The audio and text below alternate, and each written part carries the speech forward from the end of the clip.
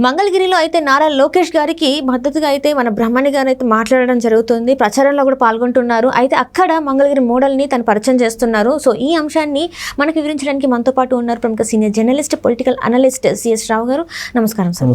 Sir, మంగళగిరిలో అయితే Mangalagiri model అని చెప్పేసి ప్రచారంలో భాగంగా బ్రహ్మణి గారు అయితే చెప్పడం జరుగుతుంది. ఇంతగా ఏంటి సార్ మంగళగిరి మోడల్ అంటే ఎలా చెప్తున్నారు అసలు? సో గుజరాత్ మోడల్ అని చెప్పి భారతదేశానికి ప్రధానమంత్రి నరేంద్ర మోడీ, తెలంగాణ మోడల్ అని చెప్పేసి ఆయన భారతదేశం మొత్తం తిరిగి చతికిలో పడ్డాడు కేసీఆర్.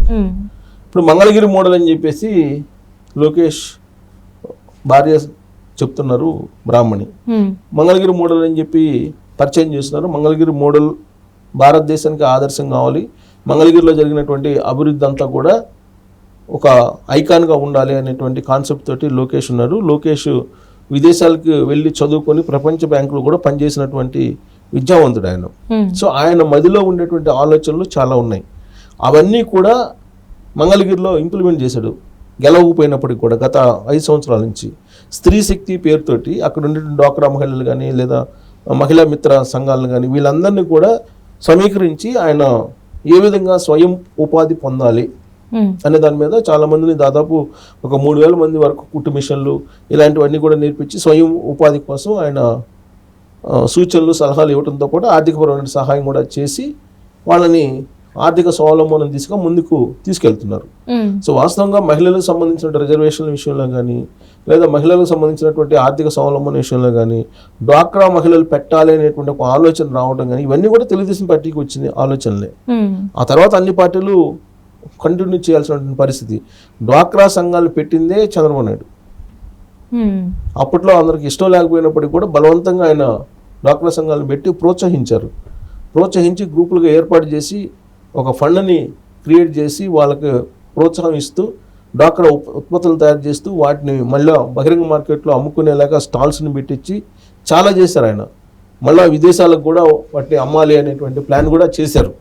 సో ఆర్థిక స్వావలంబన మహిళలకు ఉండాలి అనేటువంటి ఆలోచన తెలుగుదేశం పార్టీకి మొదటి నుంచి కూడా ఉంది. ఎన్టీ రామారావు రాగానే రిజర్వేషన్లు 9% పెట్టాడు మహిళలకి. ఆ తర్వాత 33% స్థానిక సంస్థల రిజర్వేషన్లు పెట్టారు. ఇవన్నీ కూడా మొత్తం మహిళలకి బెనిఫిట్స్ కలిగించింది రాజకీయంగా కానీ ఆర్థికంగా కానీ సామాజికంగా కానీ తెలుగుదేశం పార్టీ.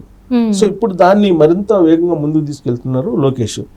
ఆ సందర్భంగా ఆయనకు ఉన్నటువంటి నాలెడ్జ్ ప్రకారం ఆయన ఈ స్త్రీ శక్తి అనేటువంటి పేరుతో మంగళగిరిలో చాలా డెవలప్ చేయటం జరిగింది. స్టాల్స్ కూడా పెట్టడం జరిగింది. అది ఏ విధంగా పెట్టించారు, ఎలా డెవలప్ చేశారు, రాబోయేటువంటి రోజుల్లో ఏ విధంగా డెవలప్ చేస్తారు, ఏ విధంగా దేశానికి ఆదర్శంగా మంగళగిరి నియోజకవర్గాన్ని మార్చబోతున్నారు అనే దాని మీద బ్రాహ్మణి ప్రజెంటేషన్ ఇస్తూ ప్రజల మధ్యకు వెళ్తూ ఉన్నారు. అక్కడ ఉండేటువంటి ప్రజలతోటి మమేకం అవుతున్నారు. లోకేష్ని భారీ మెజార్టీతో గెలిపించాలనేటువంటి ప్రచారం కూడా చేస్తున్నారు. అక్కడ ఉండేటువంటి ప్రజల నుంచి కూడా అనూహ్యమైన స్పందన లభిస్తుంది బ్రాహ్మణికి. ఒకవైపు లోకేష్ ఆల్రెడీ మంగళగిరి నియోజకవర్గంలో అనేక సార్లు పర్యటించారు, ఇటీవల కూడా పర్యటించారు. ఇప్పుడు ఇవాళ నుంచి మళ్ళీ ఒంగోలు నుంచి ఆయన యువగలం యాత్రను మళ్ళీ ప్రారంభిస్తున్నారు ఎన్నికల సందర్భంగా. సరే, ఇప్పుడు బ్రాహ్మణి ఆ మొత్తం మంగళగిరి వ్యవహారాల్ని, మంగళగిరి రాజకీయ వ్యవహారాల్ని, మంగళగిరి ప్రచారాన్ని ఆవిడ చేపట్టి ఆమె భుజస్కంధాల మీద చేసుకుని ప్రచారం చేస్తూ ఉన్నారు. ఆ సందర్భంగా మహిళలు కలిసినటువంటి సందర్భంగా అక్కడ ఉండేటువంటి మహిళలు చెప్పినటువంటి సమస్యలు వింటూ ఉన్నారు. ప్లస్ మహిళల్లో ఉత్సాహం కల్పించేందుకు మహిళలు చదువుకొని ఆర్థిక స్వావలంబన పొందాలి అనేటువంటి ఆవిడ మీటింగుల్లో ప్రసంగిస్తూ ఉన్నారు. ఆ సందర్భంగా ఆమె ప్రస్తావించినటువంటి కొన్ని అంశాలను కనుక మనం తీసుకుంటే లోకేష్ గురించి ఒక 2-3 మాటలు చెప్పారు. జనరల్గా ఏంటంటే లోకేష్ మిగతా వాళ్ళకి ఆయన ఏదో మాట్లాడలేరు, లేదంటే ఆయన పప్పు అనేటువంటిది వైఎస్ఆర్ కాంగ్రెస్ పార్టీ వాళ్ళు వినిపిస్తుంటారు. సహజంగా తెలుగు మీద పట్టు సాధించడానికి కొంత టైం పట్టింది లోకేష్కి. ఇప్పుడు చాలా అనర్గళంగా మాట్లాడుతూ ఉన్నారు. ఇంగ్లీష్ మీడియం చదివింది, అందువల్ల ఇంగ్లీష్లో ప్రజెంటేషన్ అయితే నో ఇష్యూ, ఆయన ఇంగ్లీష్ ప్రజెంటేషన్ చేస్తారు. అయితే లోకేష్ అసలు ఏంటి, లోకేష్ ఆలోచన తీరు ఏంటి, లోకేష్ ఎలా ఉంటారు మహిళల పట్ల అనే దానికి ఒక 2 మాటలు చెప్పారు ఎవరు బ్రాహ్మణి ఆ మహిళా మీటింగ్లో.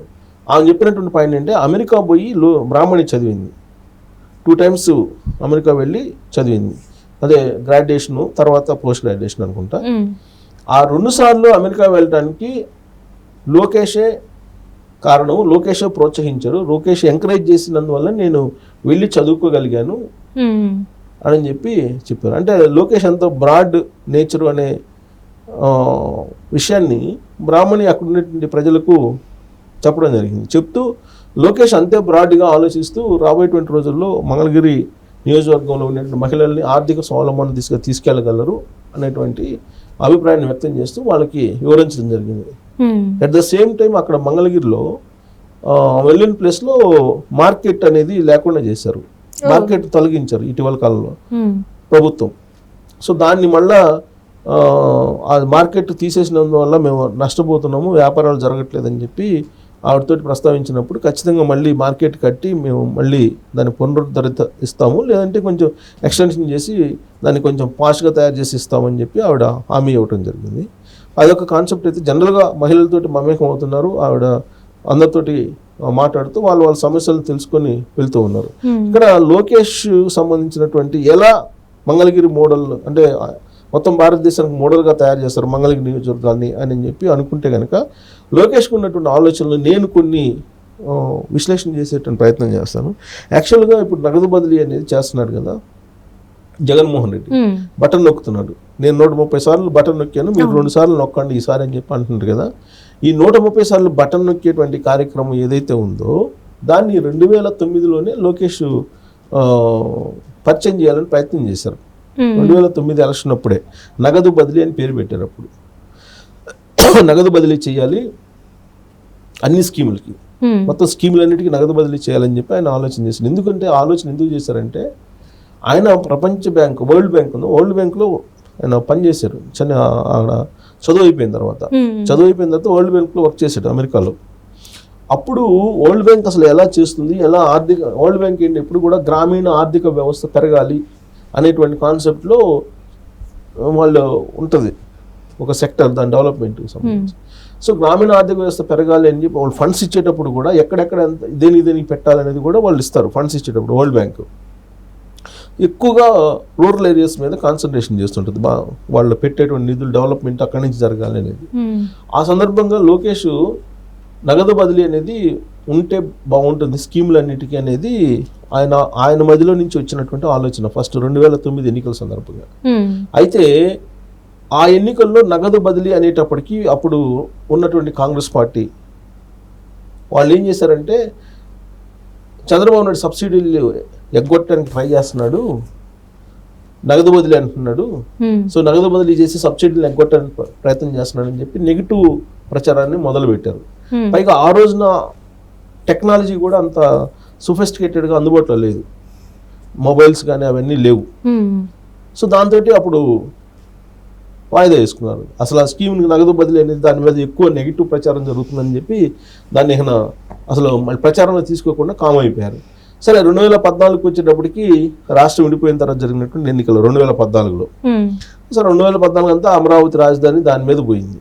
ఇంకా ఉమ్మడి ఆ రోజు ఎన్డీఏ కూటమిలో భాగస్వామి అయ్యారు. అమరావతి రాజధాని కన్స్ట్రక్షన్, కొత్త రాష్ట్రం ఇవన్నీ పోయినాయి.